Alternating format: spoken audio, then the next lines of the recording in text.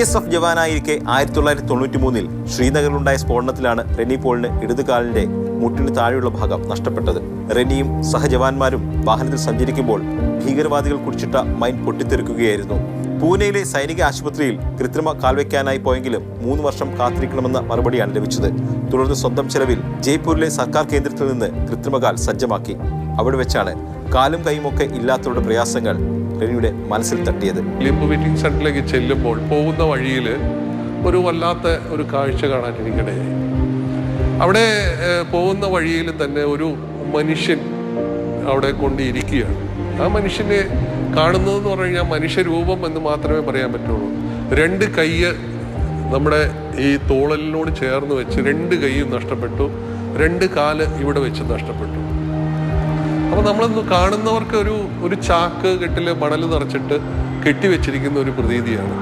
അപ്പോൾ അത് എൻ്റെ ജീവിതത്തിലെ ഏറ്റവും വലിയൊരു വേദനാജനകമായതും ഒരു വല്ലാത്ത എന്നും മനസ്സിനെ ഓർമ്മിപ്പിക്കുന്ന ഒരു സംഭവമായിരുന്നു. ആ ഇരിക്കുന്ന മനുഷ്യനെ ഒരു ഉറുമ്പ് കടിച്ചാൽ അദ്ദേഹം എങ്ങനെ അത് തൂത്തുകളയും അല്ലെങ്കിൽ അതെങ്ങനെ മാറ്റിക്കളയും എന്നുള്ളതായിരുന്നു എൻ്റെ അന്നേരത്തെ ഒരു ചിന്ത.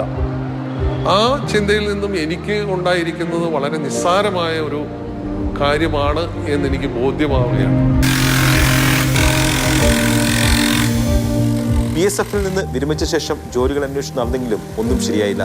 അതിനിടയിൽ തന്റെ നിയോഗം എന്താണെന്ന് റെനി തിരിച്ചറിയുകയായിരുന്നു. അവര് വീൽ ചെയറിൽ വന്നയാള് നടന്നു പോകുമ്പോൾ അവര് പോകുന്ന വഴിക്ക് തിരിഞ്ഞു നോക്കി എനിക്ക് തരുന്ന ആ ഒരു ആദരം, അത് ലോകത്തൊരു കാര്യം ചെയ്താലും കിട്ടില്ല എന്നുള്ളതാണ് എൻ്റെ അഭിപ്രായം. കാലില്ലാത്തവര് കാല് വെച്ച് കൊടുത്ത് അവൻ നടന്നു പോകുമ്പോൾ കിട്ടുന്ന ഒരു സന്തോഷം അത് വലുതാണ്.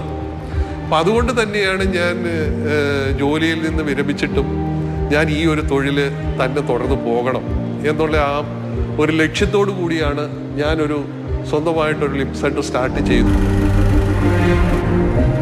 പഠനശേഷം കോട്ടയം മെഡിക്കൽ കോളേജിൽ പ്രോസ്പെക്ടിക് ആൻഡ് ഓർത്തോട്ടിക് റീഹാബിലിറ്റേഷൻ ടെക്നീഷ്യനായി നിയമിതനായി. ഓരോ രോഗിക്കും ഏത് തരത്തിലുള്ള കൃത്രിമ അവയവമാണ് വേണ്ടത്, അതിന്റെ അളവ് നിശ്ചയിക്കൽ, നിർമ്മാണം എന്നിവയാണ് റെനി ഇപ്പോൾ നിർവഹിച്ചിരുന്നത്. രോഗികളെ കൃത്രിമ അവയവം ഉപയോഗിക്കാൻ പരിശീലിപ്പിക്കുകയും ചെയ്തു. 600 പേർക്ക് പരിശീലനം നൽകി. മാതൃഭൂമി ന്യൂസ്, കൊച്ചി. അരുൺ ശങ്കർ ചേരുന്നുണ്ട് തത്സമയം. അരുൺ, ഇപ്പം നമുക്കൊക്കെ കാലിന് എന്തെങ്കിലും ഒരു പരിക്ക് പറ്റി, കാല് ഒടിഞ്ഞു, ഇനിയിപ്പോൾ ഒരു പ്ലാസ്റ്റർ ഇട്ടു, 1 മാസം റെസ്റ്റ് ഒക്കെ പറഞ്ഞാൽ തന്നെ നമുക്കറിയാം ആ കാലും വെച്ച് എത്ര ബുദ്ധിമുട്ടുണ്ടാകും. ആ റെസ്റ്റ് എടുക്കുന്ന സമയം തന്നെ നമ്മൾ എടുക്കുന്ന പ്രയാസങ്ങൾ, നമുക്കുണ്ടാകുന്ന പ്രയാസങ്ങൾ എത്രത്തോളം ആയിരിക്കുന്നത്. അപ്പോഴാണ് ശരീരത്തിൻ്റെ ഒരു ഭാഗമില്ല എന്നുള്ള ഒരു ബുദ്ധിമുട്ട്, പ്രയാസം, അതിനെയൊക്കെ മറികടന്ന് റെനി പോൾ അങ്ങനെ ജീവിച്ചു വരുമ്പോൾ അതിലൂടെ മാത്രം തീർന്നില്ല തൻ്റെ ദൗത്യമെന്ന് മനസ്സിലാക്കി അതേ പ്രയാസം അനുഭവിക്കുന്ന മറ്റുള്ളവരെ കൂടി ചേർത്ത് പിടിക്കാനും അവരുടെ വേദനകൾ കൂടി മനസ്സിലാക്കാനുമുള്ള മനസ്സിന്, അതിനാണ് വലിയ കയ്യടി കൊടുക്കേണ്ടത്. മറ്റുള്ളവരുടെ ദുരിതം കണ്ട് മനസ്സലിവ് തോന്നിയ ഒരാളല്ല റെനി പോൾ എന്ന് പറയേണ്ടി വരും. കാരണം റെനി പോളിന് ആ ദുരിതങ്ങൾ സ്വന്തം അനുഭവം കൂടിയാണ്. 1993 ശ്രീനഗറിലുണ്ടായ മൈൻ സ്ഫോടനത്തിൽ ഇടതുകാല് നഷ്ടപ്പെട്ട മനുഷ്യനാണ്. അപ്പോൾ ദുരിതം എന്താണെന്ന്, അതായത് ഒരു അവയവമില്ലാത്ത മനുഷ്യർ അനുഭവിക്കുന്ന ദുരിതവും പ്രയാസങ്ങളും എന്താണെന്ന് സ്വന്തം ജീവിതത്തിലൂടെ അനുഭവിച്ചൊരു മനുഷ്യനാണ്. അതുകൊണ്ടാണ് അദ്ദേഹത്തിന് കൃത്യമായി പ്രവർത്തിക്കാൻ കഴിഞ്ഞത് എന്ന് നിസ്സംശയം പറയാം.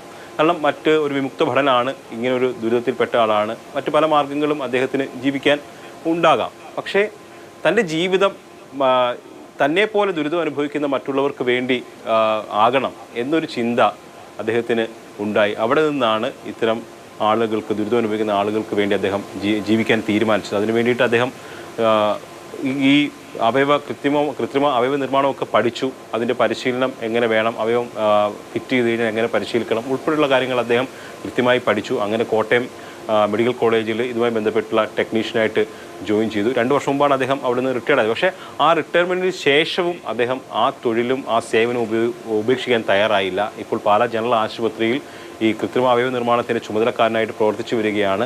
പ്രായം ഒന്നും തനിക്ക് സഹായം നൽകുന്നതിനൊരു പരിധിയല്ല. ഈ ദുരിതം അനുഭവിക്കുന്ന എല്ലാവർക്കും ഏതെങ്കിലും തരത്തിൽ ആകണമെന്നുള്ള ഒരു ദൃഢപ്രതിജ്ഞയാണ് അദ്ദേഹം എടുത്തിരിക്കുന്നത്. രാജ്യ സേവനം നടത്തിയ ആ മനുഷ്യൻ ഇപ്പോൾ ഇത്തരം ദുരിതം അനുഭവിക്കുന്ന മനുഷ്യന്മാർക്ക് സേവനമായിട്ട് നിലകൊള്ളുകയാണ്. ആ സേവനം ഇനിയും തുടരട്ടെ. പ്രായമൊന്നും അതിനൊരിക്കലും ഒരു തടസ്സമാകട്ടെ. മനസ്സുണ്ടെങ്കിൽ അദ്ദേഹത്തിന് അത് എത്ര കാലം വേണമെങ്കിലും കൊണ്ടുപോകാൻ കഴിയും. അതിനുള്ള മനസ്സും നല്ല കുറേ മനുഷ്യർ നമുക്ക് ചുറ്റുമുണ്ട്.